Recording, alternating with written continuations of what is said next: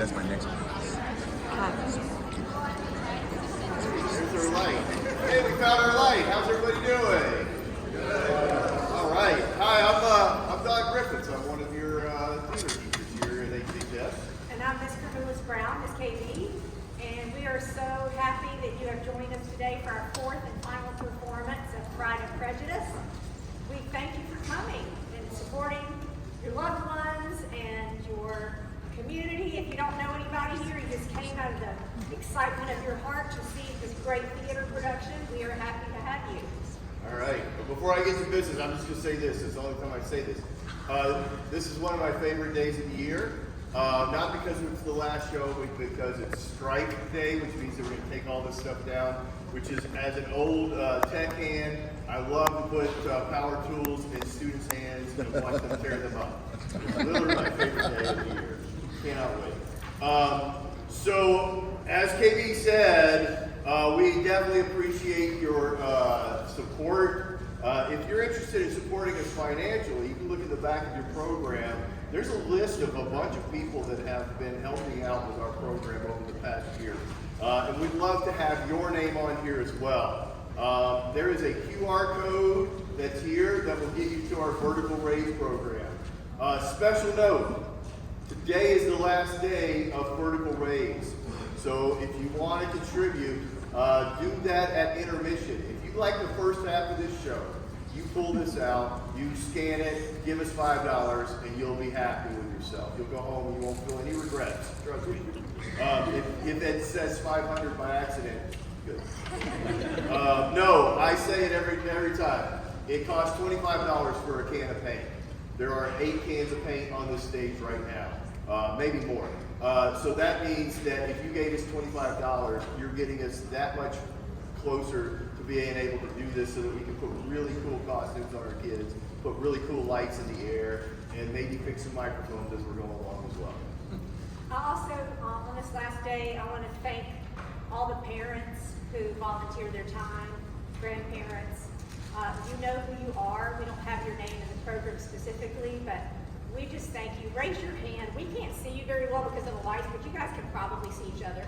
Would you raise your hand if you contributed through food or time or efforts for merchandise, any of that, ticket sales? Raise your hand and look around at all the people that help us make this production great.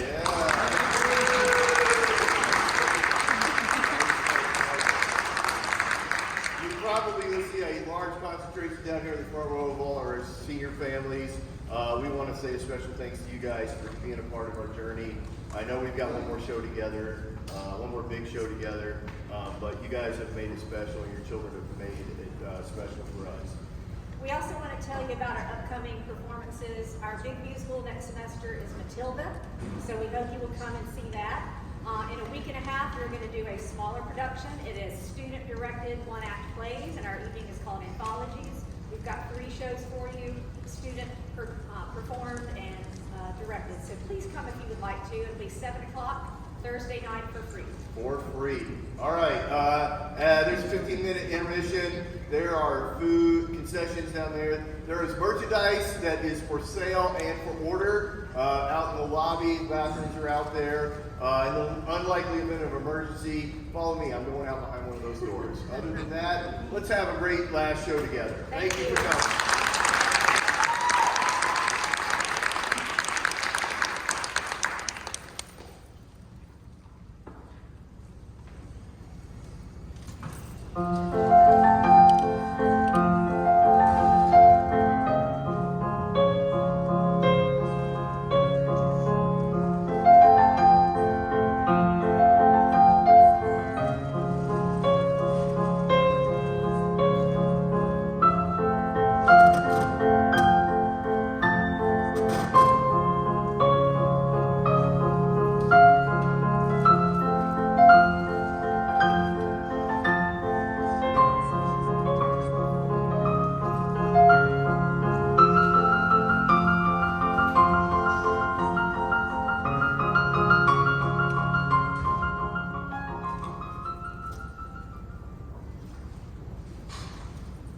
You were all very punctual to your time, I see.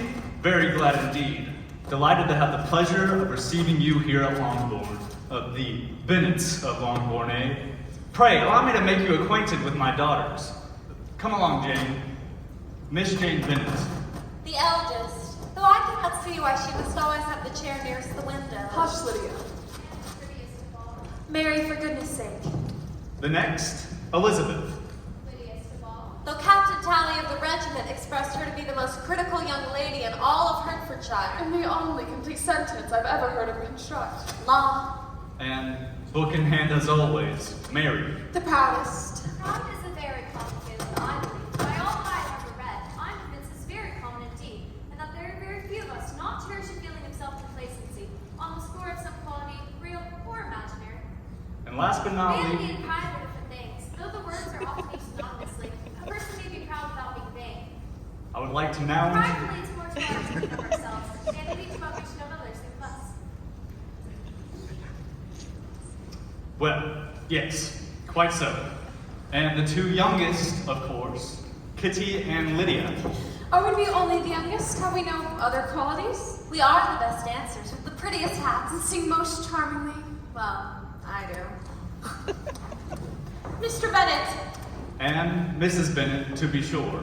dear Mr. Bennet, have you heard that Netherfield Park is let at last? I have not. But it is, for Mrs. Long has just been there and she told me all about it. Probably an elderly bachelor with a King Charles spaniel. Indeed. Do not you want to know who has taken it? You wish to tell me, and I have no objection to hearing it. Mrs. Long says that Netherfield has been taken by a young man of large fortune. Really? That he came down on Monday and was so delighted with it that he is to take possession before Michaelmas. Married or single? We might first inquire of the gentleman's name, Lydia. Bingley. But married or single? Oh, single, my dears, to be sure. A single man of large fortune, 4,000 or 5,000 a year. Is it true, universally acknowledged, that a single man in possession of a good fortune must be in want of a wife? However little known the feelings or views of such a man may be, this truth is so well fixed into the minds of the surrounding families that he is considered rightful property of someone or others of their daughters. Oh dear. Hush, Lizzie. What a fine thing for our girls. How so? So he might marry one of us, Papa? And is that his design in settling here? Design? Nonsense. But it is not unusual that a young man may fall in love. Well, he must be a soldier in a red regimental jacket. You must visit him as soon as he comes. I see no occasion for that. You and the girls may go, or better yet, send them by themselves, for you are as handsome as any of them, and Mr. Bingley might find you the best of the party. Well, I certainly have my share of beauty. But when a woman has 5 grown-up daughters, she ought to give over ideas of her own attractions. Well, in such cases, a woman often has not much beauty to think of. But consider your daughters. Think what an establishment this would be for one of them. You must go, for it will be impossible for us to visit if you do not. You are over-scrupulous, surely. I will send a few lines by you to assure him of my hearty consent to marry, whichever he chooses. Mr. Bennet, you take delight in vexing me. You have no compassion on my poor nerves. My dear, I have high respect for your nerves. They are my old friends, after all. You do not know what I suffer. But I hope that you will get over it and live to see many young men of 4,000 a year into the neighborhood. It will be of no use to us if 20 such should come, since you will not visit them. Depend upon it, my dear, when there are 20, I will visit them all. Despite his protestations, Papa was among the earliest of those who waited on Mr. Bingley. Capital, Lydia. I hope Mr. Bingley will like it. We are not in a way to know what Mr. Bingley likes, since we are not to visit. It isn't fair, Papa. Really, it isn't. You do forget we should meet him at assemblies, and Mrs. Long had promised to introduce him. I do not believe Mrs. Long will do any such thing. She has 2 nieces of her own. Plain as cake, both of them. She's a selfish, hypocritical woman, and I have no opinion of her. Indeed, but let us return to Mr. Bingley. And I say I am sick of Mr. Bingley. My dear, why did you not tell me so before? If I had known as much this morning, I certainly would not have called on him. Called on him? Called on him? Oh, Papa! Truly, Mother? Now see what an excellent father you have, girls. But I knew I should persuade you at last. Yes, I fear as I have actually paid the visit, we cannot escape his acquaintance now.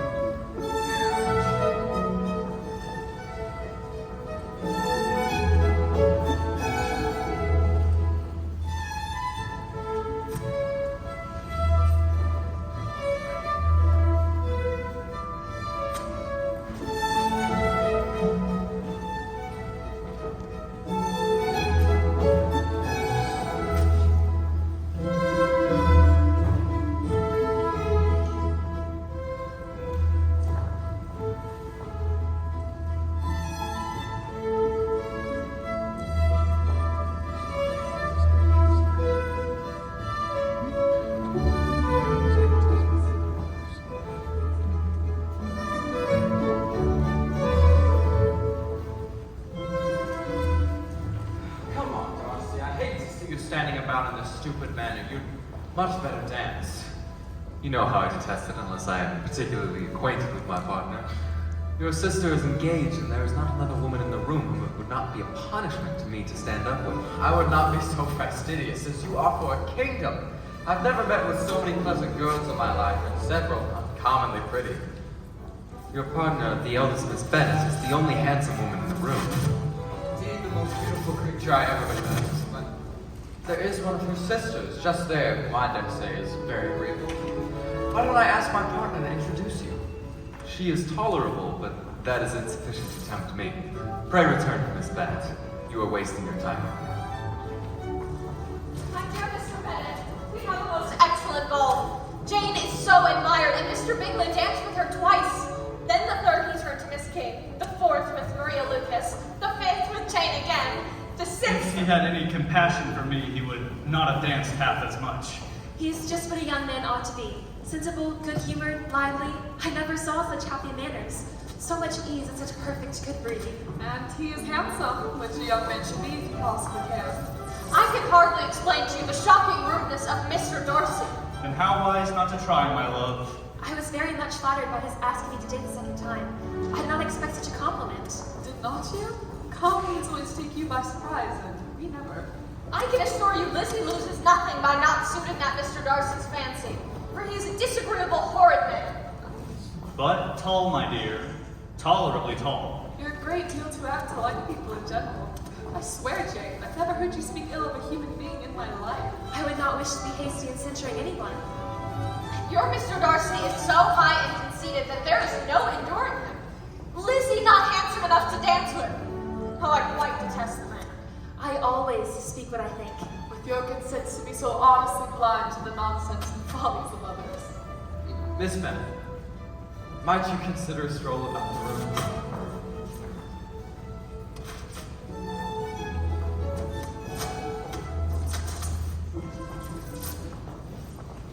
Within a short walk of Longbourn lived a family with whom we were particularly intimate. Sir William Lucas, formerly in trade at Meryton, had made a tolerable fortune and risen to the honor of knighthood. And gives 2 balls a season. Lady Lucas was a very good woman, and not too clever, which I find restful. And the daughter Charlotte was my particular friend. Truly, an assembly ball is paradise to me. Occupied as you are in observing Mr. Bingley's attentions to your sister, I think you do not suspect that you yourself have become, shall I say, an object of interest. Indeed? Where? Welcome, ladies and gentlemen, to my Arthur home. What more charming amusement for young people than a dance, eh? Well, I consider it to be one of the first refinements of polished societies. Any savage can dance, sir. Which, sir, which indeed. Do you not notice that Mr. Darcy seems always on the fringes of your conversations? Mrs. Long told me he sat near her for over half an hour without once opening his lips. Miss Bingley told me he never speaks much unless among intimate acquaintances. You waste the ball and I will chatter. Note him. He has an extremely good life. I did not begin by being impertinent myself, I may soon grow afraid of him.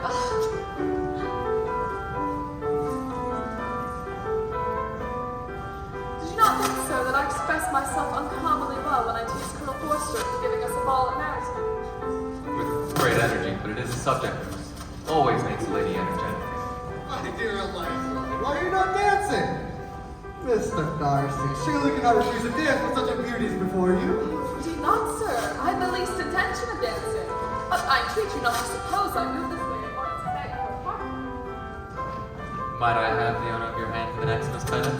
Mr. Darcy's all politeness. I don't find myself the pleasure.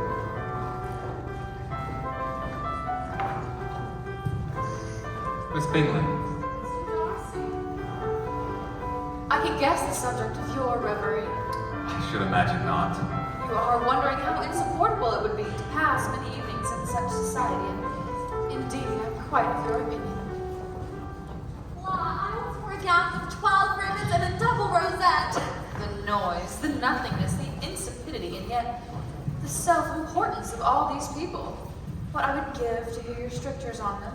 Your conjecture is totally wrong, I assure you. Oh, I have been meditating on the very great pleasure in which a pair of fine eyes in the face of a pretty woman can bestow.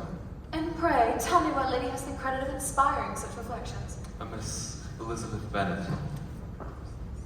I confess that I'm all astonishment. How long has she been such a favorite? And pray, when am I to wish you joy? I expected as much. Lida's imagination is very rapid. It jumps from admiration to love to matrimony in a moment. Nay, I shall consider the matter as completely settled. Indeed, you are a scamp and a rogue, Sir William. You will make me laugh. You will have a charming mother-in-law indeed. You will have the pleasure of her always being at Pemberley with you. Mr. Bennet, you must hear what this mischievous fellow is saying.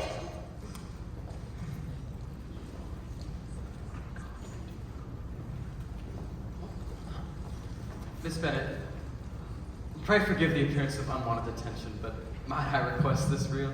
Indeed, sir. It's rather an honor than a request. The honor I believe to be mine. It seems that Jane Quite admires Mr. Bingley. simply have to agree. Bingley likes your sister, undoubtedly, but he may never do more than like her if she does not help him on. But she does help him on. I mean, as much as her nature would allow it. Remember, Eliza, that he does not know Jane's disposition as you do. Though they meet tolerably often, it is never for many hours together. Jane should therefore make the most of every moment she can command his attention. Your plan is a good one, where nothing is in question but the determination to get a rich husband. These are not Jane's ideals, so she has no such design. She takes time, I think, to study one's character. Well, I wish her success, with all my heart. And if she married him tomorrow, I should think she had as good a chance of happiness as if she'd studied his character for a 12th month. It is better to know as little as possible of the defects of the person with whom you're to pass your life. You make me laugh, Charlotte, but it's not sound, and you know full well you would never act in such a way yourself. You are being watched.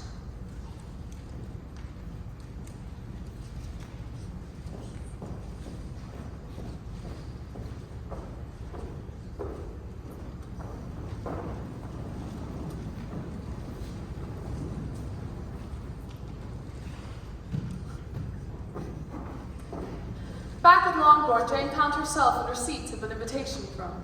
My dear friend, if you were not so compassionate as to dine today with me, We shall be in danger of hating each other for the rest of our lives. Come as soon as you can receive of this. We shall dine with my brother, as well as other gentlemen and sundry officers. yours ever, Caroline Finley. With the officers, may Kitty and I go as well, Mama? We should like to meet the sundry officers. Am I mistaken that there was but one name on the invitation? May I have the carriage, Father? Of course. Indeed not. It would be much better, Jane, to go on foot, for the weather looks terribly ill, and you might have the good fortune to be thoroughly soaked and stay longer with the Bingleys in ill health.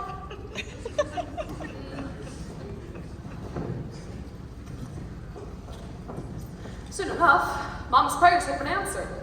Jane had not been gone long when it rained in torrents. That was a lucky idea of mine, indeed. It is from Netherfield, I think.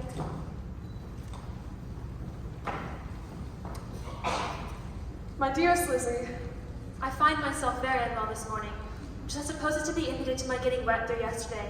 The Bingleys will not hear of my returning home till I am better. though excepting a sore throat and headache, there is not much the matter with me. Yours, Jane. Well, my dear, if your daughter should have a dangerous fit of illness and die, it would be a great comfort to know that it was all in pursuit of Mr. Bingley, and under your orders. Nonsense. People do not die of little trifling colds. And the inconvenience, Mr. Bennet, is worth the price. She feels ill, so I will go to her. Is this a hint to me, Lizzie, to call for the horses? Nonsense. The horses are needed on the farm. The distance is nothing and one has a motive. It's only 3 miles. You cannot go jumping over stiles and arrive with dirty stockings. Jane at least will forgive me, Mother. Mr. Bennet!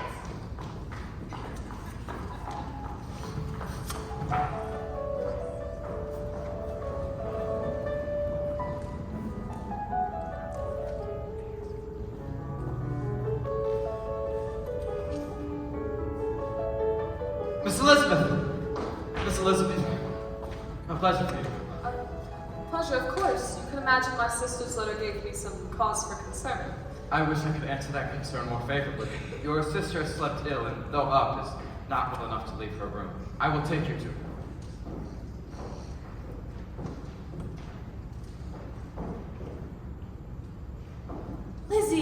Jane, you are flushed. Should you not be in bed? I've sent for the apothecary. I would be most grateful, Miss Elizabeth, if you could stay here at Netherfield with your sister until she is quite well. Yes, do stay. I'll dispatch a servant to acquaint your family with any necessities. Mr. Bingley, I cannot attempt to thank you. Any thanks are far beyond the occasion. I have no greater pleasure than that of contributing to yours.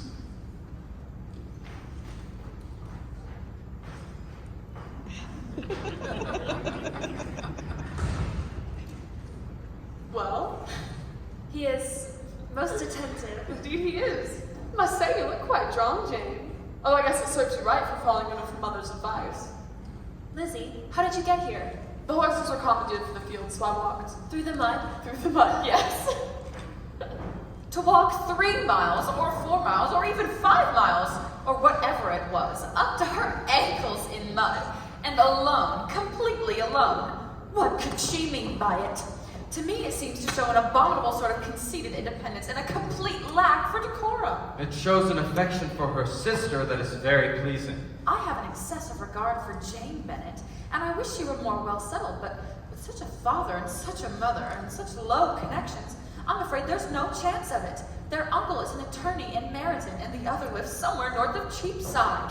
If they had uncles enough to fill all Cheapside, it would not make them one jot less agreeable. Miss Elizabeth, your sister approves, I hope? She's resting, but hopes not to be thought unsociable. Indeed not.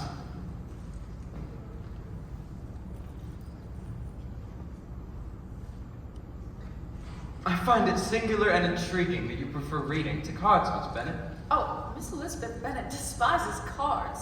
She's a great reader with little pleasure in anything else. I deserve no praise nor such censure. I'm not a great reader, and I take pleasure in many things. In taking care of your sister, you have pleasure, I'm sure. Hear, hear. Mr. Darcy, has Miss Darcy grown much since the spring? How I long to see your charming sister again. Such manners and so accomplished for her age. It is amazing to me how a young woman can have the patience to be so very accomplished as they all are. All? Whatever could you mean, dear brother, all? Yes, Caroline, all. I've never heard a young woman spoken of for the first time without it being mentioned that she was very accomplished. I fear I cannot boast of knowing more than half a dozen in the whole range of my acquaintance who are really accomplished. You must comprehend a great deal in your idea of an accomplished woman. Oh, well, she must have a thorough knowledge of music, singing, drawing, dancing, languages, and a certain something in her air and manner, her tone and expression, or the word will be but half deserved. And yet to all this she must add something substantial in the improvement of her mind by extensive reading. I'm no longer surprised at you knowing only 6 accomplished women.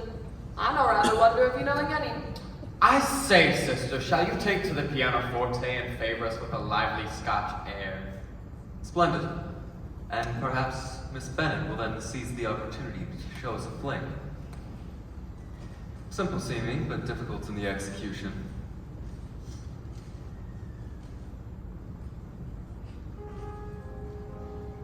Will you essay, Miss Bennet? No, I heard you. You wanted me, I know, to say yes, that you're out of the pleasure of despising my taste, but I do always take delight in cheating someone of the premeditated contempt. Therefore, I've decided I do not wish to dance with you at all. Though you may despise me if you dare. Oh, very sorry, Darcy. It's Mr. Darcy not to be laughed at. The wisest and best of men may be rendered ridiculous by a person whose first object in life is a joke. Surely there are such people, but I hope I'm not one of them. Hope I never ridicule what is wise and good.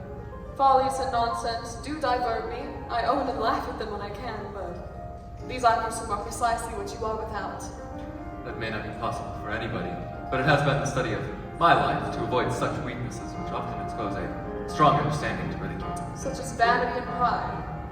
Yes, vanity is a failing indeed, but pride, where there is a real superiority of mind, pride is always kept under good regulation. I have faults enough, but they are not, I hope, of understanding. My temper I dare not vouch for. It is far too little yielding, and perhaps even resentful. My good opinion once lost is lost forever. It's a failing indeed, but I really cannot laugh at it. You're safe from me. There is, I believe, in every disposition a tendency to some particular evil, a natural defect which even the best education cannot overcome. And your defect is a propensity to hate everyone. And yours is to willfully misunderstand them.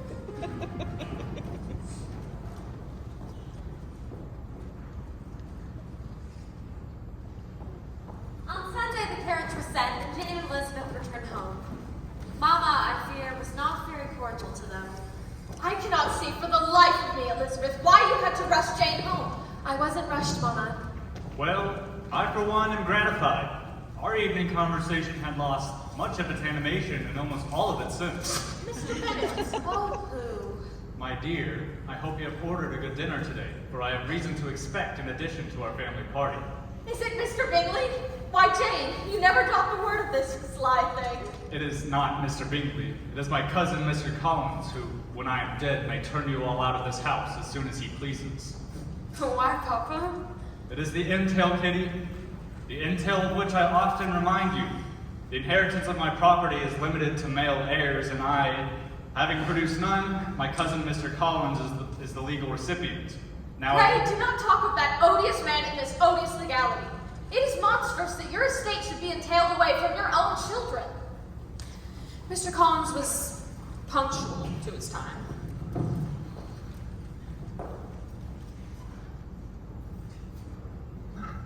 Miss Bennet, Mr. Bennet, as a pastor of the Church of England, I must flatter myself that since my present overtures of goodwill are highly commendable, and that the circumstance of my being next in the entail of the Longbourn estate will be kindly overlooked and not lead you to reject my preferred olive branch. As for your daughters, I have heard much of their beauty, but in the instance, fame has fallen short of the truth, and I doubt not seeing them, as I might say, to be well disposed of in marriage. You are very kind, sir, and I wish with all my heart it may prove so, for else they will be destitute enough. I'm very sensible, madam, I can assure you of the hardship of my fair cousins, but I can assure the young ladies I come prepared to admire them. At present I shall not say more, but perhaps when we are better acquainted.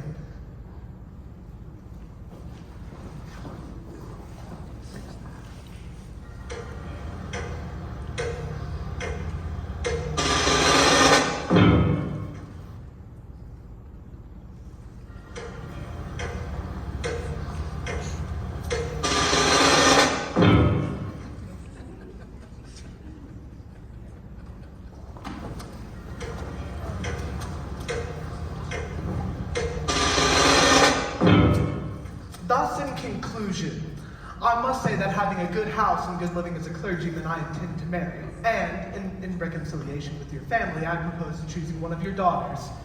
Surely you will agree that this atonement is an excellent one, both generous and disinterested on my part. Indeed. I very much approve your eldest. Jane. Yes, I conceive her both fetching and decorous. She will do quite nicely, and seniority must be served. Jane. Sir, as to my younger daughters, I cannot take it upon myself to say that I know of no predispositions. Concerning my eldest daughter, Jane. Jane, I feel it incumbent to say she is very likely to be soon engaged. Oh. And the next age? Elizabeth. Elizabeth, that's right. Very forthright, not at all unpresentable. Done.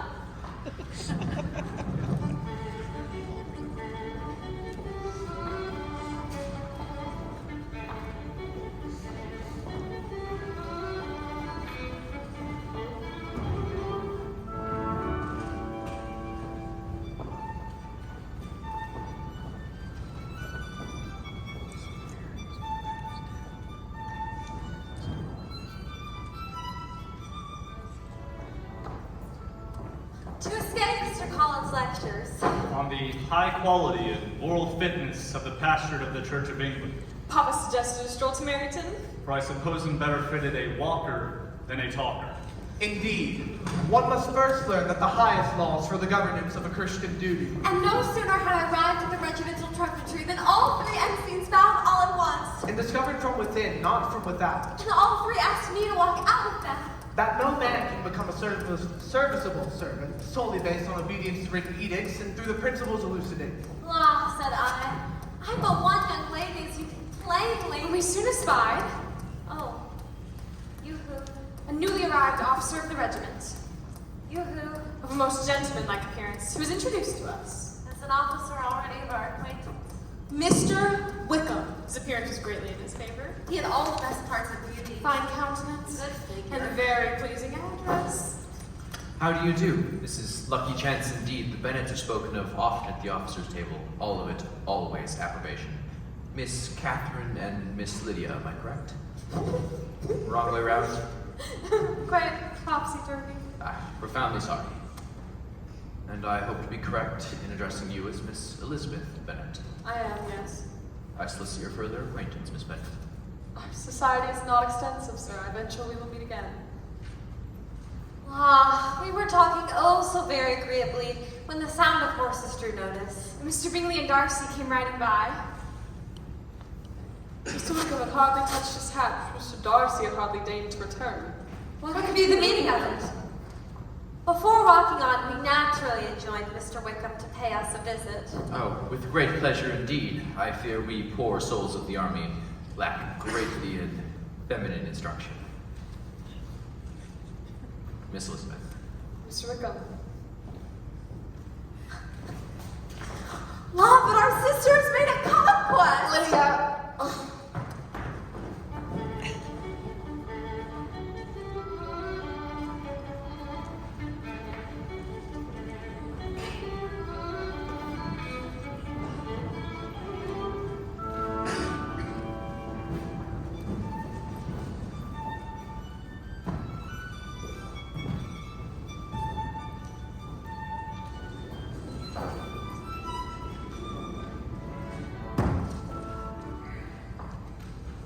I'm very fortunate in my patroness, the non-parallel Lady Catherine de Bourgh, who has condescended to take me in hand. What beauty, what elevated style and affability. She's, of course, the proprietress of Rosings and a very extensive property. Her daughter's indifferent health unhappily prevents her from being in town, which I told Lady Catherine myself, deprives the British court of its brightest ornament. Absolutely splendid. Mr. Wickham has arrived! Mr. George Wickham, Papa, please. Delighted. Oh, Parson Collins. Mr. Wickham. Always a pleasure to meet a gentleman of the cloth. I had a near miss myself.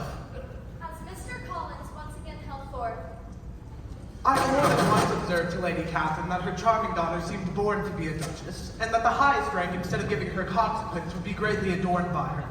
But to be brief, Mr. Wickham suggested I show him the grounds. Please excuse my temerity in accepting your sister's very kind invitation with almost unbecoming clarity. It's of great kindness you seek us out. The regiment, I hope, is not unhappily quartered here. I cannot speak for the regiment, but personally I find myself improved upon acquaintance with your family. Courtesy very prettily put. And sincerely meant. I must say, sir, I noticed a sense coolness and regard passing between you and Mr. Darcy. Ah, you have a keen eye, Miss Bennet. And a curious one, sir. Tell me, how far is it from Netherfield to Meryton? About 3 miles. I see. And how long has Mr. Darcy been staying there? Around a month. He's met a very large property in Derbyshire, I believe. Yes, the estate there is a noble one. I have been acquainted with his family from my infancy.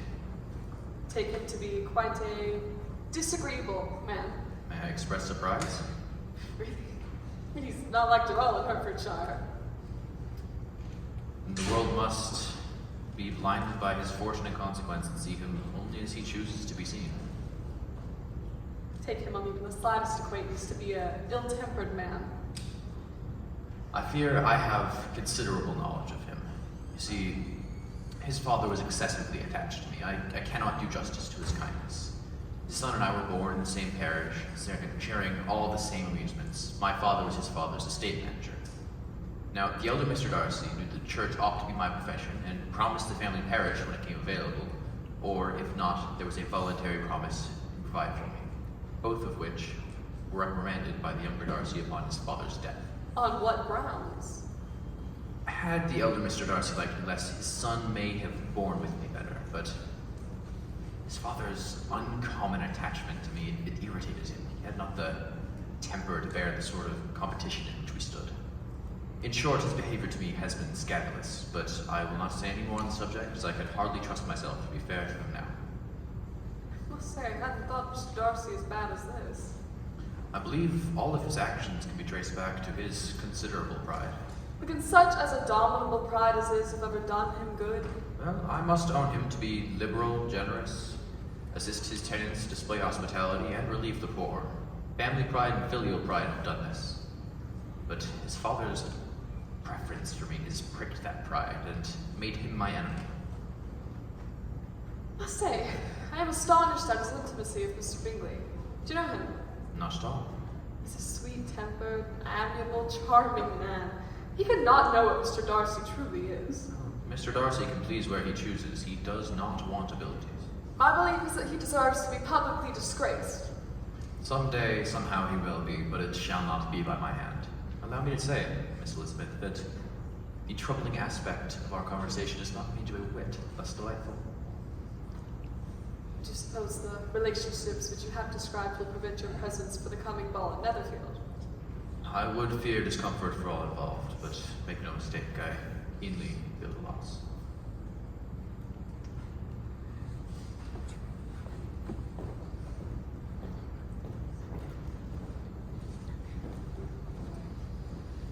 Well, whatever he said was well said, and whatever he did was done gracefully. But, dear sister, I am all astonishment and concern. I know not how to believe that Mr. Darcy could be so unworthy of Mr. Bingley's regard. I can much more easily believe Mr. Bingley's being imposed on than that Mr. Wickham should invent such a history of himself. But it is so distressing. One does not know what to think. I beg your pardon. One knows exactly what to think. I know only with certainty that poor Mr. Bingley would have much to suffer if Wickham's charge becomes public. Poor Mr. Bingley. I speak only as an observer.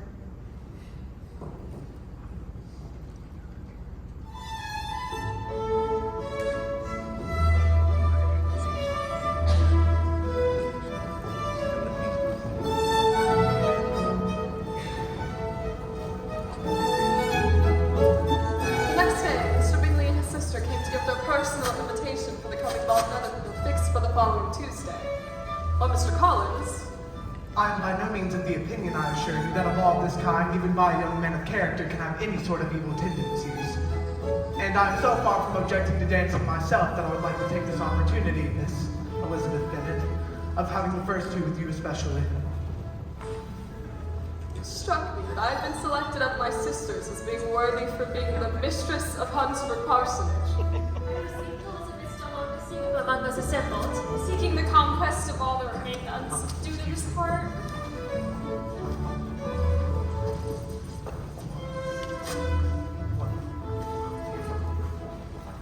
My time of dances of mortification. Miss Bennet, but I have the honor of your hand, Annette. Oh, I hardly think. do not be a simpleton and allow your fancy for Wickham to make you appear unpleasant in the eyes of a man 10 times his consequence.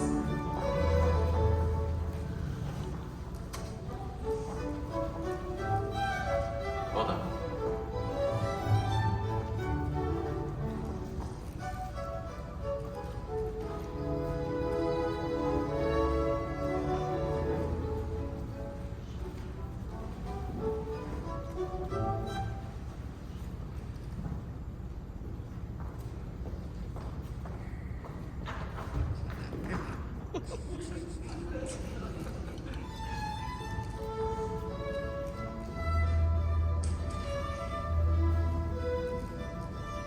Music's well played, do you not think? It's your turn to say something now, Mr. Darcy. You made a comment on the music, and you ought to make some remark on the size of the room, or the number of couples. I quite assure you, whatever you wish me to say will be said. Very well. That reply will do for present. We may be silent now. Do you talk by the rule then when you were dancing?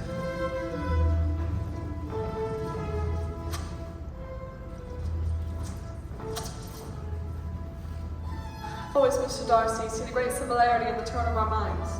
We are each of unsocial, taciturn disposition, unwilling to say something unless we expect it to amaze the whole room, and be handed down at the eclat of a proverb. This is no very striking resemblance of your own character, I am sure. And your opinion is mine, I cannot pretend to say. You know, I must say, I've recently had the pleasure of making an acquaintance with a childhood friend of yours, a Mr. Wickham. Mr. Wickham is very blessed with such happy manners as to ensure his making friends.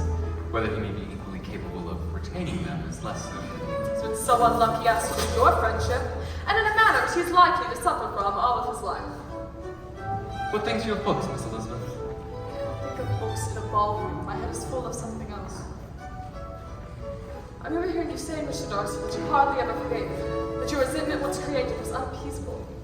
You're very cautious. I suppose that suits being created. I am. And never allow yourself to be blinded by prejudice.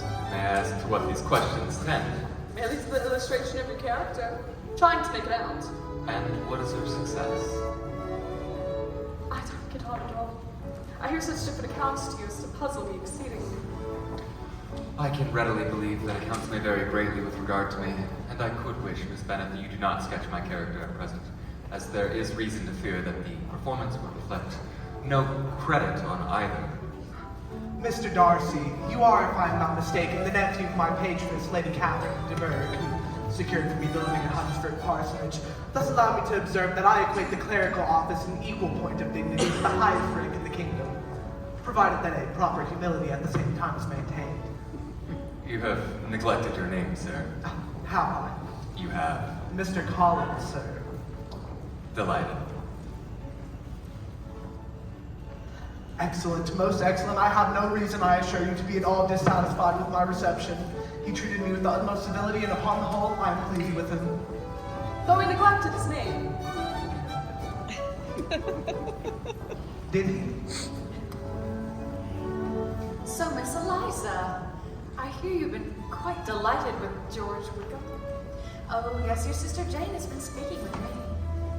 Did you know that he was the son of the late Mr. Darcy Stewart? I believe you so asserted.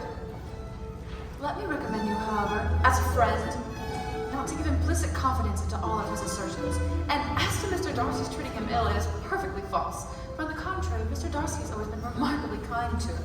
Well, George Wickham has treated Mr. Darcy in a most infamous manner. I do not myself know the particulars, but I do know that his coming into this country at all is a most insolent thing, and considering his descent, one could not expect much better. According to you, his guilt and his descent appear to be one and the same. You've accused him of nothing worse than being the son of Mr. Darcy's late steward, and of that I can tell you, he informed me of himself. But I beg your pardon. Please excuse my interference. It's kindly meant. Insolent girl. By heavens, you step it wonderfully. Under your instruction, sir. At least that shows the felicity which a marriage of true affection can bestow. Ah, Mrs. Bingley, I'm sure I needn't enumerate the advantages of such a match. Such an advantage living but 3 miles apart, and such a comfort knowing how fond you are of Jane. Yes, but sadly our character waits, and we must go. Miss Elizabeth, it is a great shame we footed it but once.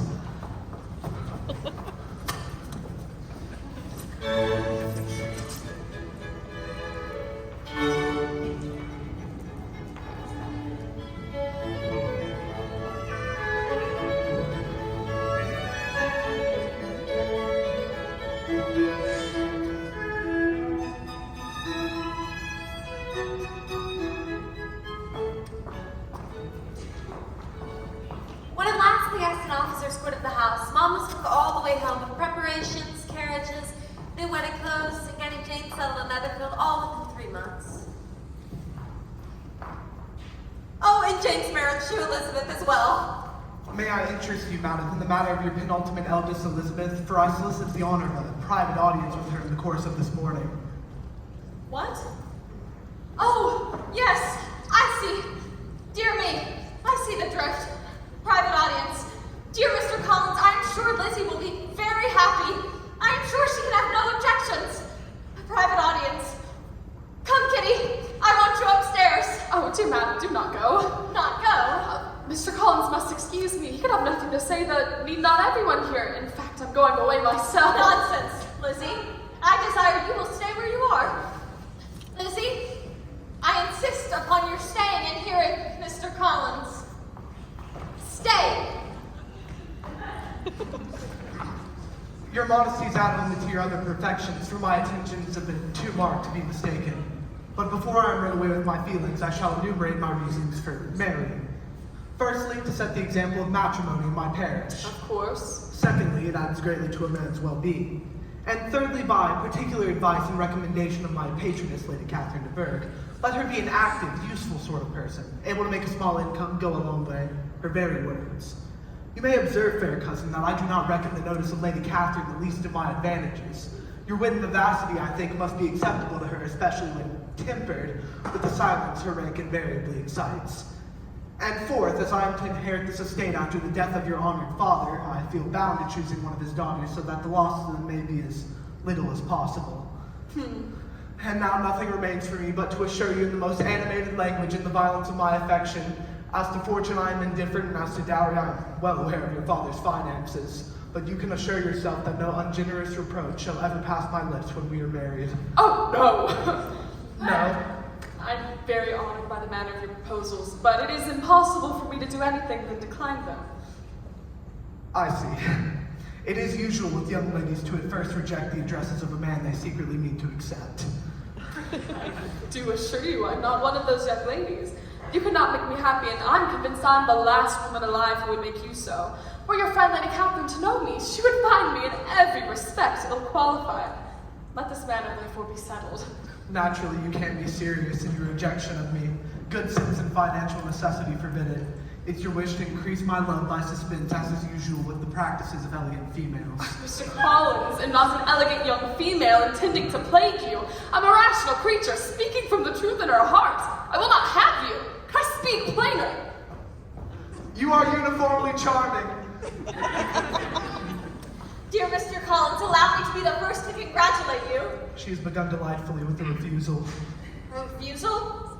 Out of bashful modesty and the genuine delicacy of her character, of course. Mr. Bennett, you are wanted immediately. She's a headstrong, foolish girl and does not know her own interests. Headstrong. But I will make her know it. Headstrong? Foolish. If so, it were better not to force her acceptance of me, because if liable to such defects of temper, she could not contribute much to my felicity. Mr. Bennett, you must come and make Lizzie marry Mr. Collins, for she vows she will not have him. Pray excuse me. I have not the pleasure of understanding you. And now Mr. Collins begins to say he will not have Lizzie. Lizzie! And what am I to do on the occasion?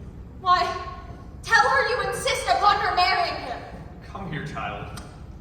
Is it true Mr. Collins has made you an offer of marriage? It is. And this offer you have refused? I have, sir.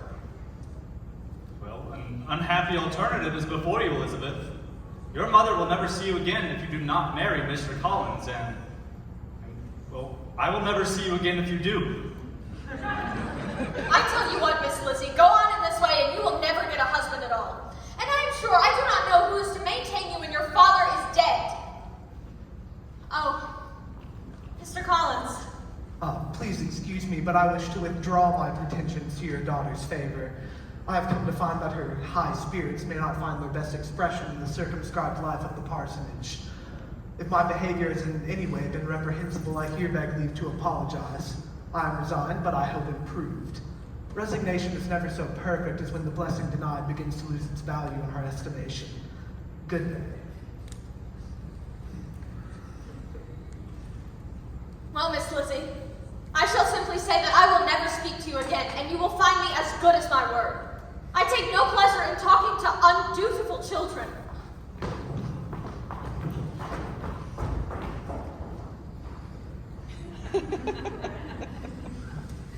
The discussion of Mr. Collins' offer was now nearly at an end, but rather than decamp in disarray, he made it known That he was only to have gone to Saturday. To Saturday he meant to stay. and The assiduous attentions paid to Lizzie were transferred to Charlotte Lucas. who was visiting, whose civility in listening to him was a seasonable relief to us all.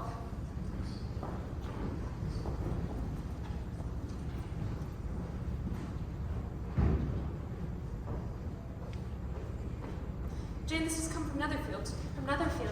Caroline Bingley says their whole party are leaving for town without any intention of coming back again.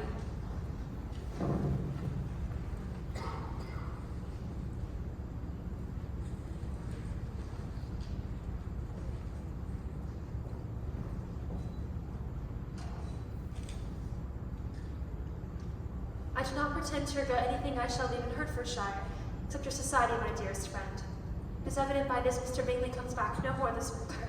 It's only evident that Miss Bingley does not think he should. I will read you the passage that particularly hurts me. I will have no reserves from you. Mr. Darcy is impatient to see his younger sister. And to confess the truth, we are scarcely less eager to meet her again. Georgiana has no equal for beauty, elegance, and accomplishments. We dare not hope of her being here after our sister. It's foolishness. I mean, she's a child. Is it not clear enough?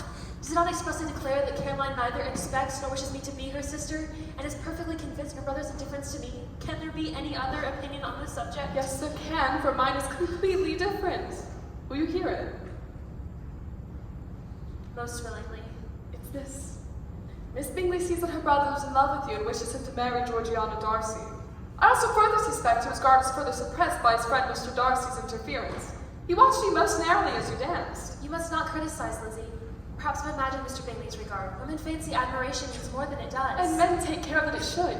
His sister has influenced him, Jane, in conjunction with his friend.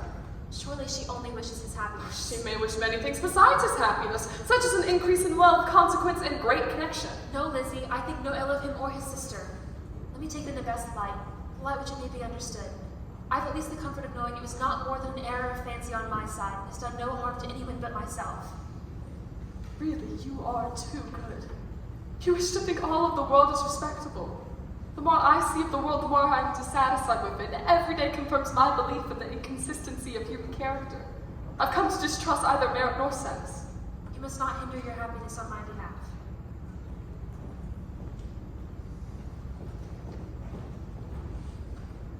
So, Lizzie, your sister is crossed in love, I find. I congratulate her. Next to being married, a girl likes to be crossed in love a little now and then. Oh, but you will hardly bear to be long outdone by Jane. Here are officers enough of Meryton to disappoint all the young ladies in the country. Let Wickham be your man. He's a sensible fellow, and he would joke you credibly.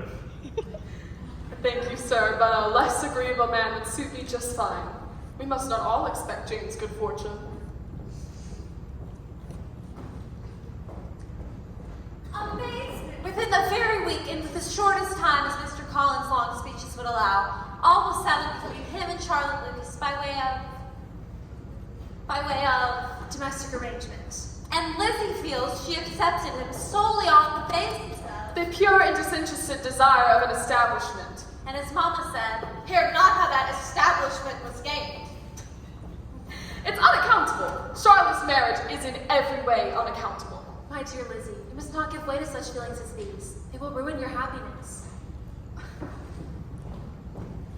Engaged to Mr. Collins, my dear Charlotte, impossible. Why should you be so surprised, my dear Eliza? Do you think it incredible that Mr. Collins should be able to procure any woman's good opinion because he was not so happy as to succeed with you? Indeed not, but 2 proposals of marriage in 3 days. Dear Eliza, I'm sure when you've had time to think it all over, you will be satisfied with me. I am not a romantic. You know I never was. You must come and present us at the parsonage as soon as ever you can.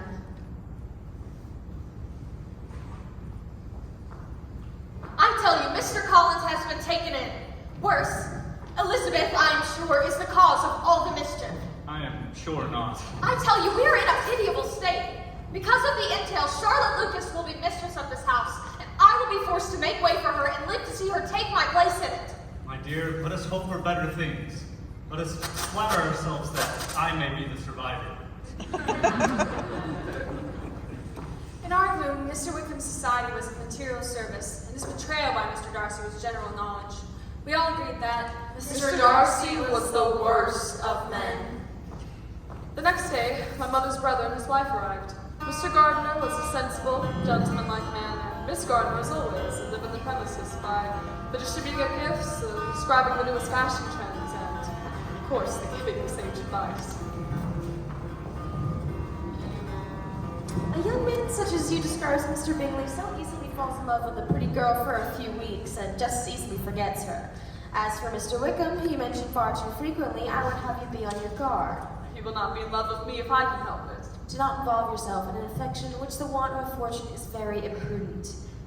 I will say at present, I'm not in love with Mr. Wickham, but I do count him as being the most agreeable man I've ever saw. Unwise. But how am I to be so wise as all my fellow creatures if I am tempted?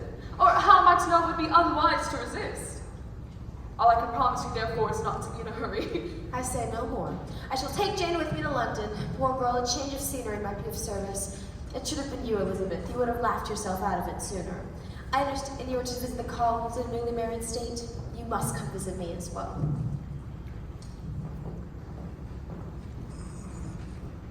As March was to take me to Hunsford Parsonage, spending the night in London made the plan seem as perfect as could be. Oh, Jane, you look so well. My dearest Lizzie, sit with me. A pleasure, of course. I see London's been agreeable to you.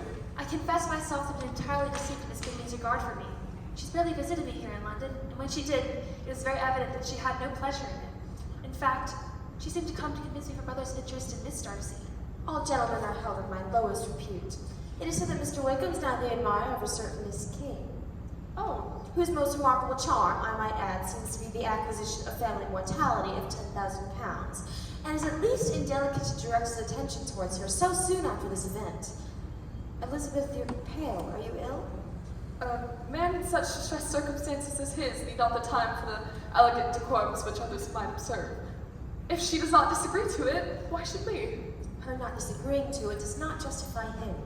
I have a very poor opinion of men who live in Derbyshire, and their intimate friends who live in Hertfordshire are not much better. I must say I'm sick of them all. Thank heavens I'm to visit the Collinses' parsonage, where I will meet one man with not one agreeable quality, who has neither merit or sense to recommend him. Perhaps stupid men are the only men worth knowing after all. Bravo. You must join Mr. Gardner and myself in a tour of pleasure this summer. We'll regard the landscape and avoid the sex altogether. Oh, what a light of felicity, you breathe new life into me. Adieu to spleen and disappointment. What are men to rocks and mountains?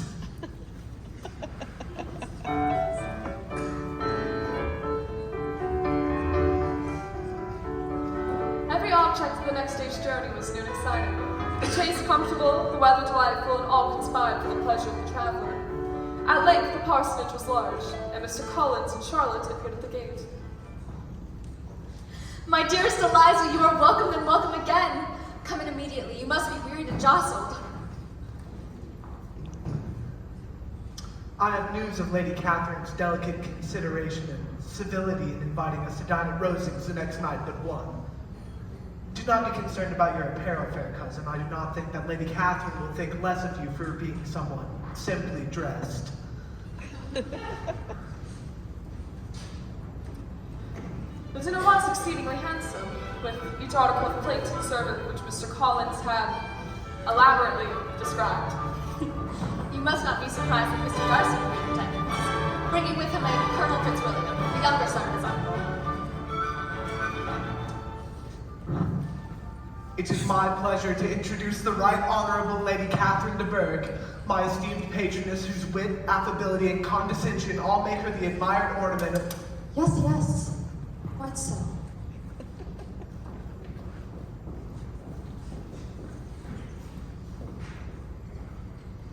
You are, I believe, Elizabeth Bennet. I am. Your father's estates entailed on Mr. Collins, I think. For your sake, I'm glad of it, but otherwise I see no occasion for entailing estates from the female line. Mr. Collins! A word. Oh, Miss Bennet, I had not hoped to meet you here. Nor had I. Allow me to present Colonel Fitzwilliam. Your beauty often far exceeds, Miss Bennet. I thank you, Colonel Fitzwilliam, but this has not been true in all quarters. Miss Bennet, your family. My family? How many sisters have you, Miss Bennet? I have 4 sisters. And are you the eldest? I'm the second. Are they handsome? Indeed? Do they dance and sing? Do you draw? No, not at all. None of you. Has your governess left you? We never had a governess. 5 daughters brought up at home without a governess. I never heard of such a thing. Your mother must have been quite a slave to your education. Not as much as you might think. Then who taught you? Who attended to you? Those of us who wanted to learn never had the means. I mean, books were certainly provided. If one chose to be idle, you most certainly might. Aye, no doubt, but this is what a governess might have prevented. Had I known your mother, I would have most strenuously advised her to engage one. Now, are any of your younger sisters out? Yes, ma'am, all.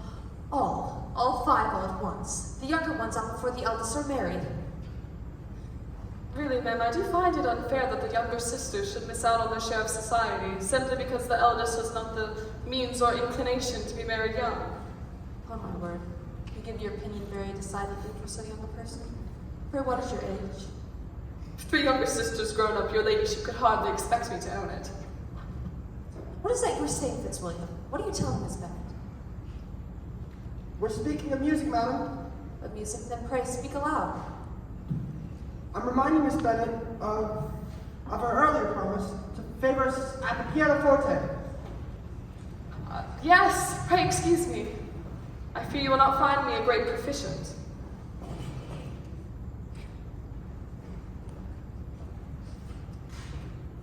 Please, continue your conversations. You need not attend to me.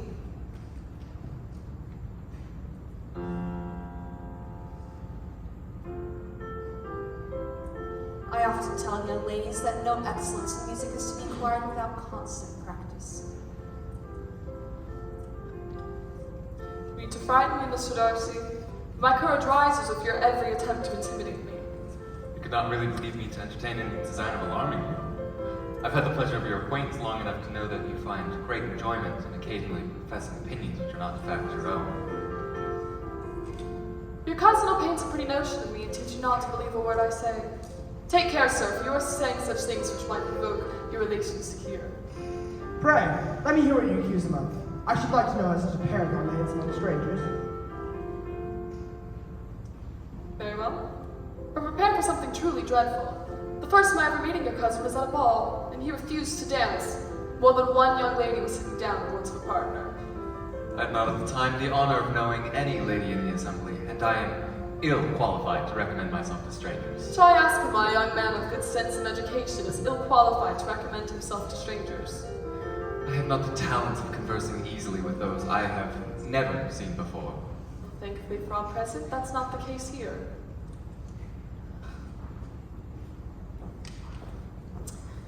After our strange and delightful evening at Lady Catherine's, the 2 cousins came often.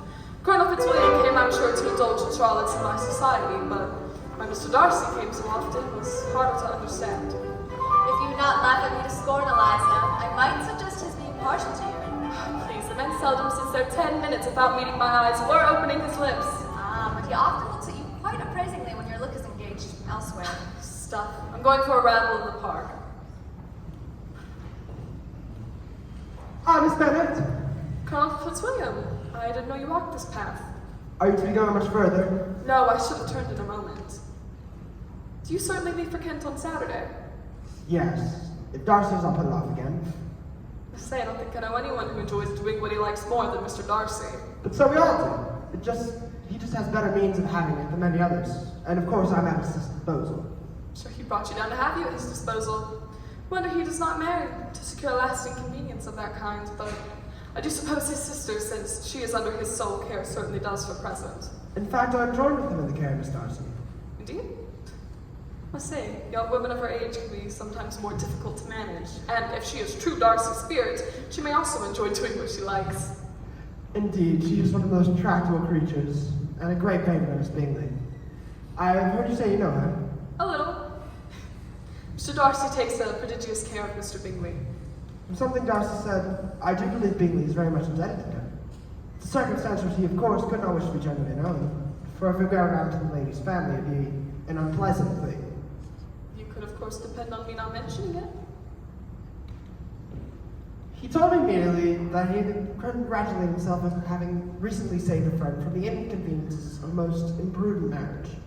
I only suspected it to be Bingley, as his open nature might give him too straight the sword.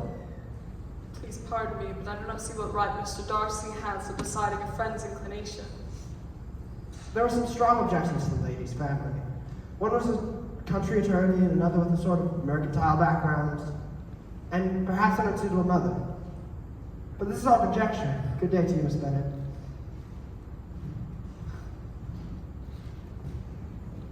To Jane herself, there could be no objection. Of loveliness and goodness as she is. And my father has abilities Mr. Darcy need not disdain. Of course, my mother. But Mr. Darcy had gained a greater sense of importance through a friend's connection than of their own want of sense. He has been governed by the worst kind of pride, and partly through retaining Mr. Bingley for his sister. Miss Bennet, Mr. Darcy, would you allow me to inquire of your health? my health? Yes, your health. As I've not seen you these past days, I've come to inquire of your health. My health, sir, meets all the usual standards. Ah. Yes. Ah. In vain have I struggled. No, not you. My feelings will not be repressed.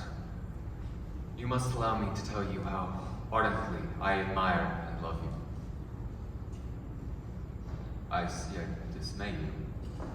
I am slow, even dilatory. I should have professed myself at an earlier date.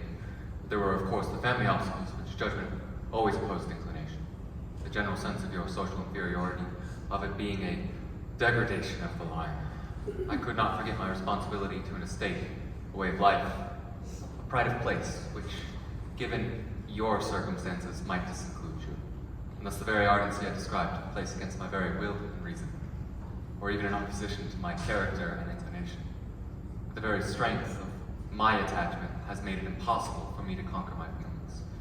And now I can only express the hope that my feelings be rewarded by your acceptance of my hand. There. I've spoken ill, but mean well, Miss Bennet. In these cases, there is, I believe, the established mode to express gratitude for the sentiments avowed. However, unequally they may be returned. And if I could feel gratitude, I would now thank you, but I cannot. I've never desired your good opinion, Mr. Darcy, and you've bestowed it most unwillingly. The manner of your proposal therefore be acknowledged, and I have little difficulty in overcoming it after this explanation. And so this is all the response in which I am to have the honor of expecting. I might perhaps wish to be informed why, with such little endeavor at civility, I am thus rejected. Well, so as to why such an evident design of insulting me, you instead choose to tell me that you liked me against your will, against your reason, and even against your own character. Would this not be some excuse for incivility if I was uncivil? But I have other provocations, you know I have. What could ever tempt me to accept the hand of a man who has ruined, perhaps forever, the happiness of a beloved sister? You divided Mr. Bingley and Jane from each other, or at least yours was the very principal means, involving them both in misery of the acutest kind. You deny you've done it. I have no wish to deny that I did everything in my power to divide my friend from your sister, nor that I rejoice in my success. Towards him I have been kinder than towards myself. Quite clearly said, it is not merely this which my dislike of you has been founded. Your character was unveiled to me many months ago in a recital told by Mr. Wickham. You take an eager interest in that gentleman's concerns. Oh, his misfortunes, you not take an interest. Misfortunes. And if your infliction, you must have known the advantages which have been designed for him, yet you treat the very mention of his name with contempt. And so this is your opinion of me. I thank you for explaining it so fully. These bitter accusations might have been suppressed had I, with greater policy, flattered you into the belief of my being impelled by unqualified, unalloyed inclination. But disguise of every sort is my abhorrence. The mode of your declaration does not affect me, Mr. Darcy. You couldn't have provided your hand in any possible way which would have tempted me to accept it.